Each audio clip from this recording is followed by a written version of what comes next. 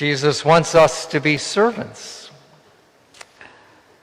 When he told the disciples that, I suspect it did not go over well at all. That would have been because I think the disciples, when they had that conversation about, pardon me, who's greatest in the kingdom, I don't think that was an unreasonable conversation for them to have. In that day and age, society was pretty stratified. There was a clear order, a clear ranking of people. You know, maybe in all of society, you know, the emperor on top, slaves and children down at the bottom. But all the rest of it, everybody had their place, and you pretty much knew where you were. And if there was any movement at all, and there wouldn't have been a lot, but if there was any movement at all, it was, you know, just people trying to move up, and you only cared about people that might help you move up. And so this conversation about, well, which of us is greatest, you know, where are we on this ladder, probably a reasonable question for them. And then Jesus says, you get this wrong. You want to be at the bottom. You want to be down there with servants and kids. You want to be down there. And I would think the disciples must be looking at Jesus and thinking, Jesus, you need a rest. You need a break, because you're not thinking very well at all. Like, seriously? Who wants to be at the bottom? I spend all my time doing everything I can to hold my place, work up my way up a little bit. I don't want to be at the bottom. Our society is not stratified quite like that, but I suspect you'll recognize that we have some of that in us. That, you know, if someone says to you, oh yeah, you want to be at the bottom of the corporate ladder, you want to be at the bottom of society, we're going to like, no, I do not want to be there. But think about this. I think we do want to be servants. And I think you already know this. If you take any example you can where you can compare somebody you know who's a servant with somebody who is the opposite of that, say, call them a taker, you will realize really quickly that you don't want to be a taker. You don't want to be that person. You want to be the servant. So take relationships. You know, I'm hoping that all of us here have had relationships where one, or even hopefully both people, were in the relationship and they handled it as a servant. They wanted to be a servant to the other person. And so they were perfectly willing to listen to you talk, even when perhaps they had something they wanted to tell you, but that wasn't important. You were important. They wanted to listen to you. These are the people that call you up on the phone and ask how you're doing. They know that you've got some struggles, and they're interested and they care. And through all these small little ways, they are in this relationship, not for themselves, but they want to be a servant to you. And you contrast that, again, I hope you haven't been in a relationship like this, but you probably know of them, where one person is just taking from the other person. They're taking time, they're taking emotion, they're sucking love. You know, this relationship is all about them. It's just what they can get out of the relationship. In some respects, you think of it as that person is using the other person. I just need to get out of you what I can so that I get what I want. And if you contrast those things, I can't imagine that any of you, myself included, would say, oh, yeah, between those two, I want to be the taker. I don't want to be that person. And that's all Jesus, I think, is saying to us. You want to be a servant. That's where fulfillment is. That's where happiness is. I mean, these are the better relationships. Absolutely. Those are the ones we want. This is, as you know, our second week in our look at our time and talent campaign, our time and talent stewardship campaign. The idea of this, if you remember from last week, we're just looking at this concept of stewardship, the idea that God is responsible for everything you and I have. He gave us our time, our talent, and yes, treasure, money, all that stuff. It all came from God, and God is asking us to be good stewards of those things. So last week we asked the question, what is the best use of? What is the best use of my time? What's the best use of my talent? But this idea of servanthood is another way to look at this. You can ask yourself, well, I have this time, I have my talents, and yes, I have my money, but the idea is you say, well, in what way can I put those things in service to other people?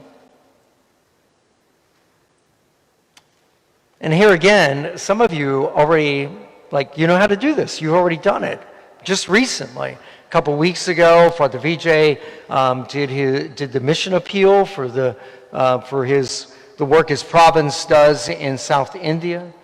And many of you, a whole lot of you, $22,000 worth of contributions, some small, some big, but the whole point is all of those people in some way or another, basically what you said is I have this money, this little bit, this big bit, whatever, I have this money, and I think what I want to do is put this money in service to the people in South India.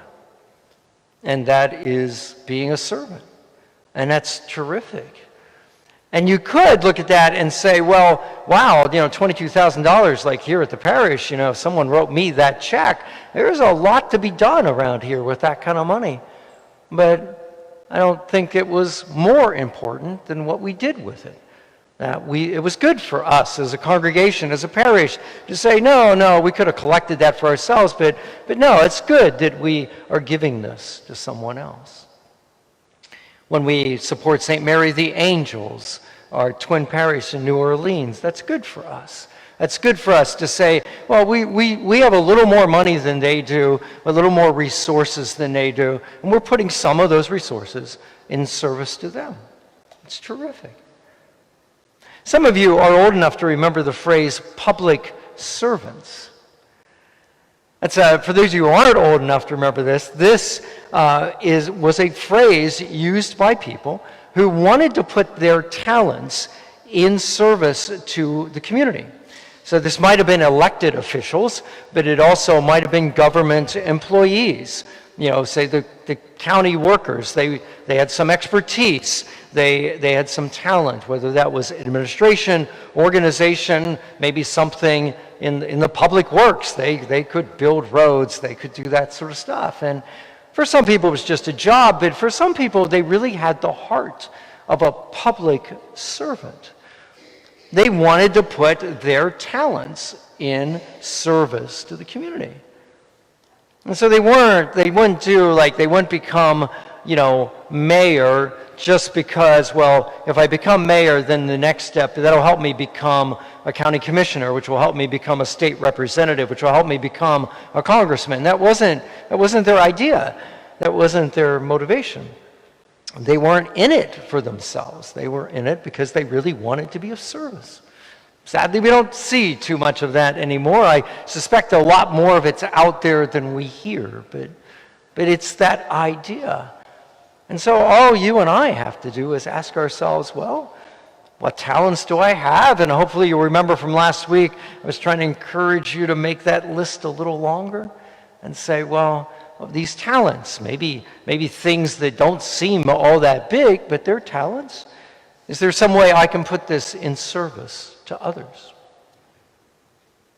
So next week, when you enter the church, there'll be a whole nice stack of sheets that will have listed on it all the ministries in the parish. So what we're hoping you'll do, hopefully you've already started. You looked at the ministries in the bulletin last week. You'll look at the ones that are included this week, a few more next week. And you will, in an attitude of prayer, asking God, okay, you've given me these talents, you've given me my time, what is it you want me to do with them? And perhaps you'll want to take one of those sheets and say, yeah, I already do this particular ministry at the church, and you'll check off, I want to keep doing that. I think I'm still called to do that. Or perhaps you want to do something for the first time. Maybe you've never volunteered around here before, and you figure, well, yeah, maybe there's something here I think I could do, I think I could help with, I'd like to do that. Whether that's just a one-time thing like helping out at the festival, or something on a weekly commitment like helping the ushers, for example, or be a Eucharistic minister. But I need to remind you of something that's very important. The goal of our campaign is not those sheets of paper next week. This parish needs volunteers, there's no doubt about that, and I'm confident we'll manage that. But the idea of these 3 weeks was to look at this idea of stewardship and get us to figure out what's the good use of our talent. And for some of you, a great, terrific use of your talent, you could put your talent in service to others at some place other than this parish. Maybe you're called to help some other organization, some terrific organization. And if that's where the good Lord puts it on your heart to do that, I would encourage you not to take one of our sheets, but I would encourage you to make sure you make a phone call to whoever that is and say, hey, I just feel like I'd like to put my talents in your hands. I'd like to help you out.